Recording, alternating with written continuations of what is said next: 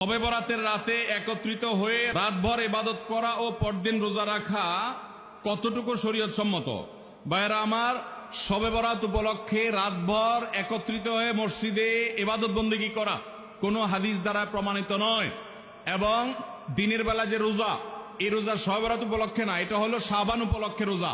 এই রোজা হলো আইয়াম বীজ উপলক্ষে রোজা। নবী করিম সাল্লাল্লাহু আলাইহি ওয়াসাল্লাম শাবান মাসে এমনি বেশি বেশি নফল রোজা রাখতেন, সেই হিসাবে আপনিও রাখবেন। আবার আইয়াম 20, 13, 14, 15 রোজা রাখতেন, সেই হিসাবে রাখবেন। আপনি আল্লাহর ক্ষমা, এই রাতে আল্লাহ তাআলা বান্দাকে সাধারণ ক্ষমা ঘোষণা করেন, হিংসুক ছাড়া, মুশরিক ছাড়া। এই রাতের এই ফজিলত পাওয়ার জন্য আপনি চেষ্টা করলে সেটা ভালো, আল্লাহর কাছে ক্ষমা লাভের চেষ্টা করবেন, কিন্তু বেদাতি কোনো পন্থায় না। অনেকে বলে যে এত রাকাত নামাজ, অমুকটা অত সূরা এত রাকাতে পড়তে হবে, এগুলা মন গড়া কথাবার্তা, এগুলার কোনো ভিত্তি কোরআন হাদিসে নাই।